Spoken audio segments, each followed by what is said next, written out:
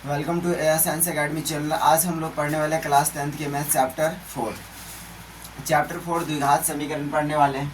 द्विघात समीकरण में हम लोग लगातार 2 लेक्चर क्लास को पढ़ चुके हैं। आज तीसरा लेक्चर क्लास के माध्यम से हम लोग कॉन्सेप्ट को अभी क्लियर कर रहे हैं, है ना। किसको पढ़ रहे हैं? कॉन्सेप्ट को पढ़ रहे हैं। उसके बाद कॉन्सेप्ट क्लियर होने के बाद इस, है ना, 1-2 वीडियो और आएगा जिसमें कॉन्सेप्ट आपको पढ़ाया जाएगा। कॉन्सेप्ट क्लियर होने के बाद आपको बारी बारी से एक एक क्वेश्चन को सॉल्व करवाया जाएगा एनसीईआरटी को। ध्यान से देखिए, हम लोग आज के कॉन्सेप्ट में क्या पढ़ने वाले हैं, तो के का मान निकालना। क्या सीखेंगे हम लोग?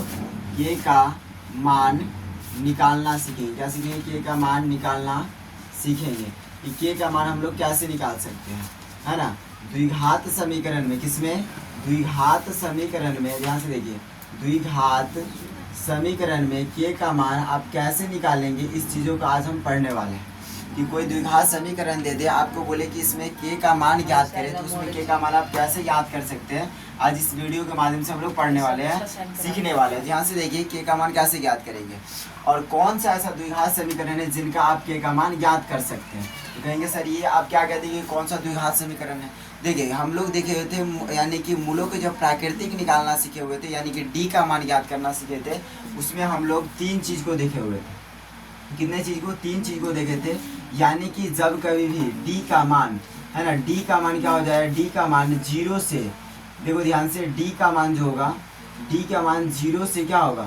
डी का मान यानी कि 0 से छोटा होगा, या पहले हम लोग बात कर लेते हैं, डी का मान 0 से, है ना, क्या होगा? बड़ा होगा। या जब कभी भी डी का मान 0 के बराबर होगा, जब कभी भी डी का मान 0 से छोटा होगा, है ना। डी का मान क्या होगा? 0 से छोटा होगा।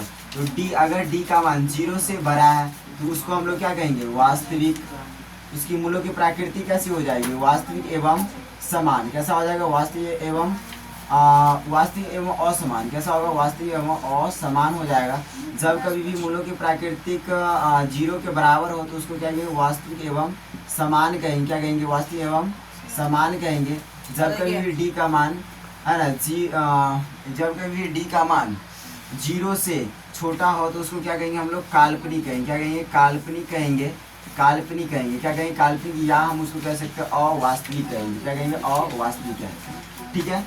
तो यहाँ पे हम लोग देखे हुए थे द्विघात समीकरण में, जब हम लोग मूलों के प्राकृतिक निकालते हैं, जब कभी भी कोई द्विघात समीकरण का डी का मान अगर हम लोग निकालते हैं तो 0 से बड़ा निकलता है तो वास्तविक असमान बोलते हैं।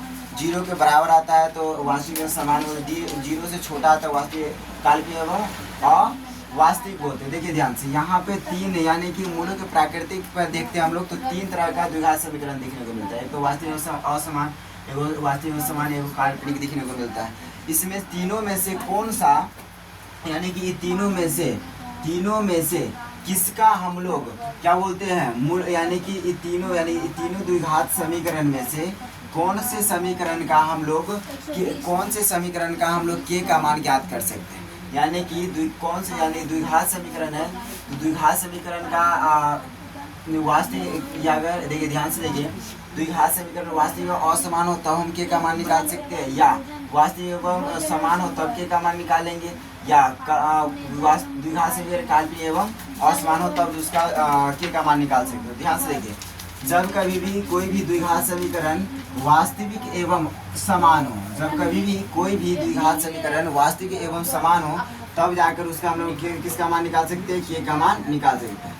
कोई भी द्विघात समीकरण वास्तविक एवं समान होगा, यानी कि कोई भी द्विघात समीकरण के मूलों के प्राकृतिक वास्तविक एवं समान होगा, तब जाके उस द्विघात समीकरण का हम लोग क्या निकाल सकते हैं?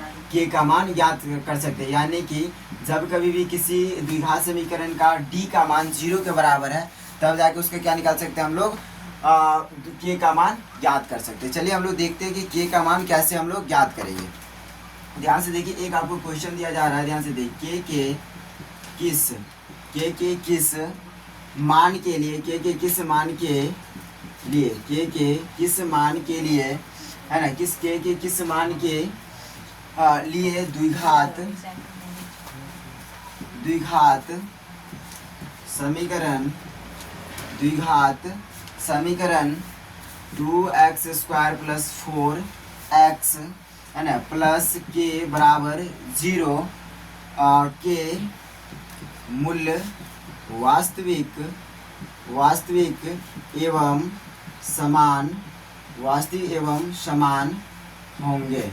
यानी कि देखिए कुल मिला के क्वेश्चन क्या कह रहा है, के किस मान के लिए, के का ऐसा कौन सा मान है जिसके लिए द्विघात समीकरण जो आपको दिया गया यहाँ पे 2x² + 4x + k है ना, के कौन सा ऐसा मान यहाँ पे देंगे जिससे ये द्विघात समीकरण की मूलों की जो प्रकृति है वो वास्तविक एवं समान हो जाएगा।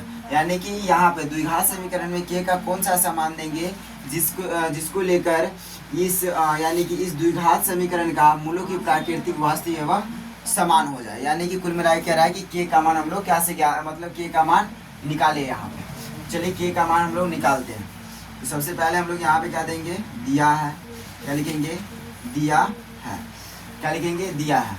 दिया क्या गया तो आपको द्विघात समीकरण दिया गया तो लिखिए 2x² + 4x में के बराबर कितना हो गया 0। उसके बाद क्या लिखेंगे हम लोग यहाँ, क्या लिखेंगे यहाँ में क्या लिखेंगे तो ध्यान से देखिए द्विघात समीकरण का मानक रूप क्या है, ax² + bx में c बराबर 0। ये क्या है, द्विघात समीकरण का मानक रूप है। द्विघात समीकरण के क्या है, मानक रूप है। यहाँ पे देखिए ध्यान से, यहाँ पे जो दिया है वो दिया है लिख देते हैं। उसके बाद हम लोग क्या लिखेंगे 2x² + 4x में के बराबर कितना दिया है 0 दिया गया है। अब उसके बाद यहाँ पे हम लोग लिखेंगे यहाँ, क्या लिखेंगे, यहाँ लिखेंगे। अब फिर यहाँ पे आपको a का मान लिखना है। a का मान क्या है इस समीकरण में, a का मान क्या है, b का मान क्या है, c का मान क्या है। तो a का मान क्या होगा तो ध्यान से a² का जो गुणक होगा उसको क्या कहेंगे, a का मान कहेंगे। तो x² का जो गुणक होगा उसको a का मान कहेंगे। x² का गुणक यहाँ पे 2 है तो 2 हो गया, a का मान कितना हो गया 2। x का गुणक जो होगा उसको b का मान कहेंगे। तो x का गुणक 4 है तो b का मान हो गया। और यहाँ पे c यानी कि c जो हो जाएगा, यानी कि जो c हो जाएगा अचर वाला वो हो जाएगा कितना, c का मान हो जाएगा। यहाँ पे k का c का मान कितना हो गया, k हो गया। इस प्रकार से a b c का मान हम लोग पता कर लिए। उसके बाद यहाँ पे देखिए वो थोड़ा सा मिटा करके लिखते हैं। अब यहाँ पे आपको क्या करना, फिर आप क्या लिखेंगे है ना, क्या लिखेंगे। इसके बाद हम लोग देखिए ध्यान से